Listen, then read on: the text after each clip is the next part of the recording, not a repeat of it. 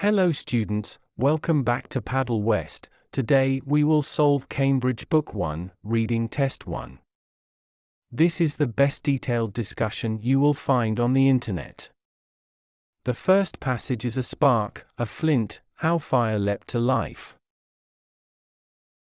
First, we will go through questions 1 to 8.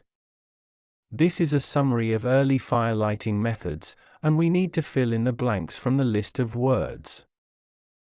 First, there is an example given here. Primitive societies saw fire as a gift. And the answer is heavenly. They tried to burning logs or charcoal that they could create fire themselves.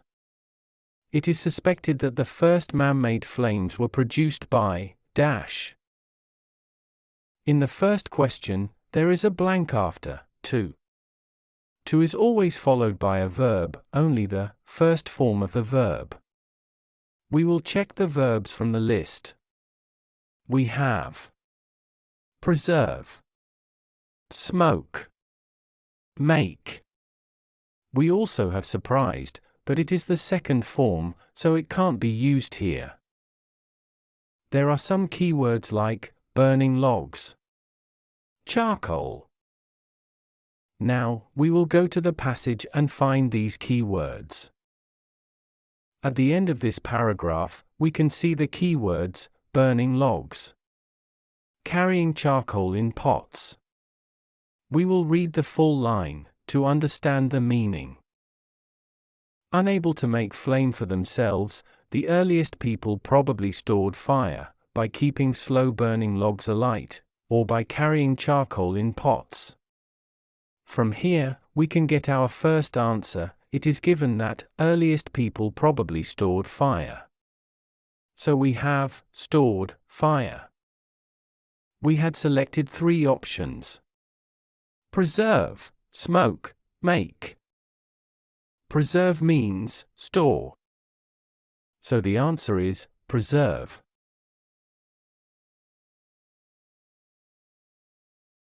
The second question is, they tried to preserve burning logs or charcoal that they could create fire themselves.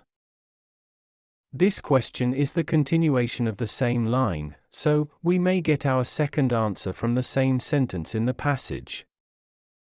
The keyword here is create fire. We get the synonym of the keyword create fire, that is make flame in this line.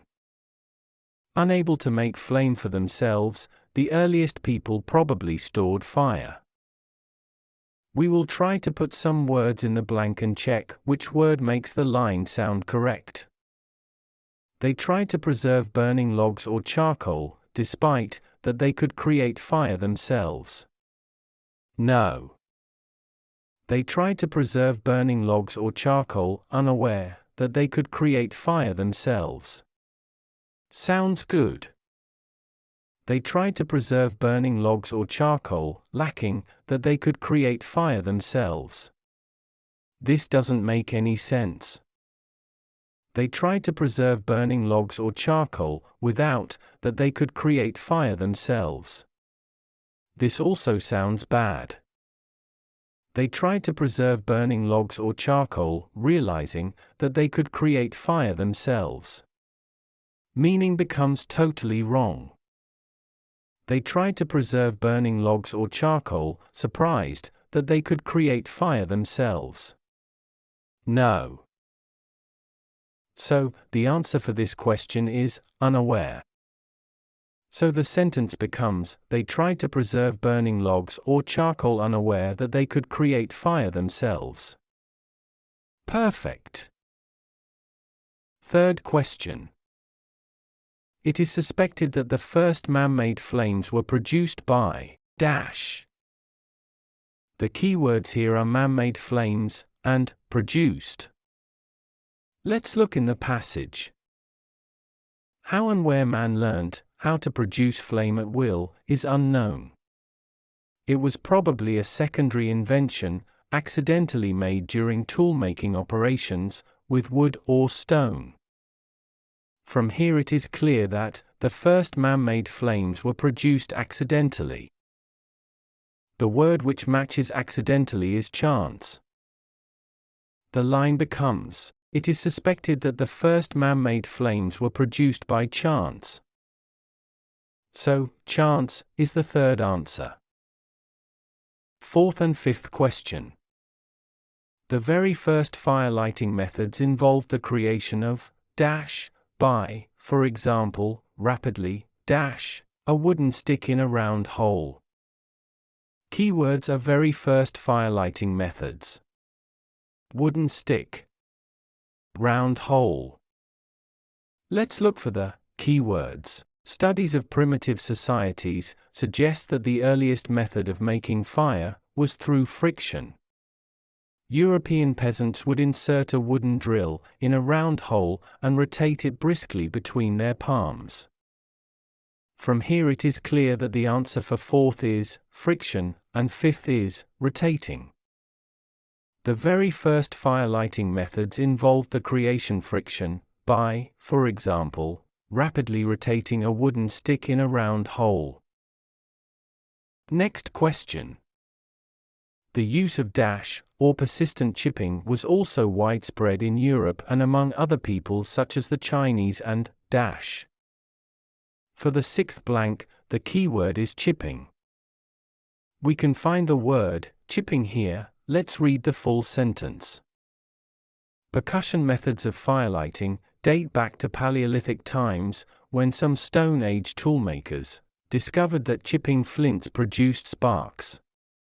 From here, it is clear that method of chipping flints is called percussion. So, the answer is percussion. Sentence becomes, the use of percussion, or persistent chipping, was also widespread in Europe and among other peoples such as the Chinese and dash. The word in seventh blank would refer to the people of some area. Europe and Chinese are already mentioned. So it will be some other people.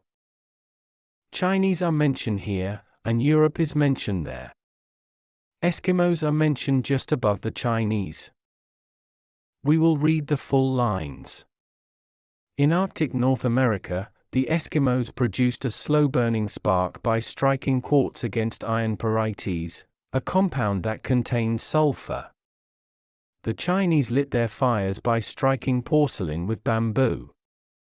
In Europe, the combination of steel, flint and tinder remained the main method of firelighting until the mid-19th century. It is clear that all of them used same method to produce fire. So, the answer is Eskimos. Next one. European practice of this method continued until the 1850s, the discovery of phosphorus some years earlier. The keywords here are 1850s and the discovery of phosphorus some years earlier. The location is again the same. In Europe, the combination of steel, flint and tinder remained the main method of firelighting until the mid-19th century. Firelighting was revolutionized by the discovery of phosphorus, isolated in 1669. Phosphorus was discovered in 1669, but in Europe, the old method was used till 1850s. So the answer is, despite. And the sentence becomes, European practice of this method continued until the 1850s, despite the discovery of phosphorus some years earlier. Now we will move on to the next set of questions. We are given information about the matches, which we have to match with the name of the matches. First, we will highlight some keywords from the questions. 9. Made using a less poisonous type of phosphorus. We will mark less poisonous type. 10. Identical to a previous type of match, we can look for identical and previous type. 11. Caused a deadly illness. Deadly illness is the keyword. 12. First to look like modern matches, keywords are look like modern. 13. First matches used for advertising. Advertising can give us the location. 14. Relied on an airtight glass container. We will highlight airtight glass container. 15. Made with the help of an army design. Keyword is army design. Now, we will find these words in the passage. We will start scanning the passage from start to end, and will try to find the keywords or their synonyms. We come across a word. A sealed glass tube, which is similar to an airtight glass container. The name of this match is phosphoric candle or ethereal match. So answer for 14 is A. At the start of next paragraph, we see, resembling those used today, which sounds similar to, look like modern. In the same sentence, we get, formula from a military rocket maker, which matches with army design. The name of this matches is Congreves. So 12 and 15 are C. In next paragraph, we see, copied, which means, identical to previous type. Name of matches is, Lucifers.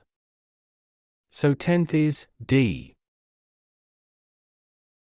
In next few lines, about strike anywhere matches, deadly poison and a disease that eats away jawbones are mentioned.